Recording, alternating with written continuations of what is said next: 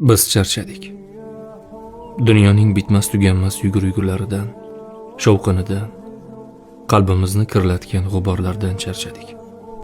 Va nihoyat o'sha bizni poklaydigan, ruhimizga orom beradigan mehmon ostonada ko'rindi.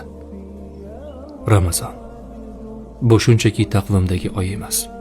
Bu yaralangan qalblarga malham, adashgan yo'llarga nur, yig'lagan ko'zlarga quvonch bo'lib keladigan ilohiy bir fursat. Tasavvur qiling, sahardagi o'sha fayzli sukunat, iftordagi shirin hayajon va jamoat bilan o'qilgan duolar. Bu damlarda biz nafaqat nafsni, balki gina quduratlarni ham tark etamiz.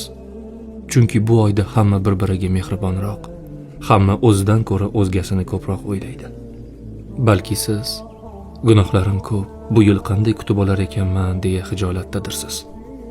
Lekin unutmang, bu oy kechirim izlaganlar uchun ochilgan ochiq eshikdir.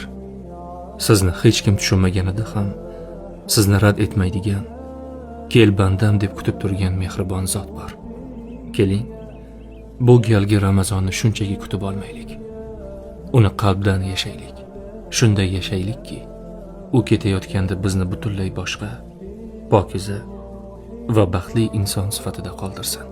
Agar Ramazonni munosib tarzda o'tkazish uchun nima qilish kerakligini bilmasangiz, Ramazonni qanday o'tkazamiz nomli 90 daqiqalik audio kitob tayyorlab qo'ydim.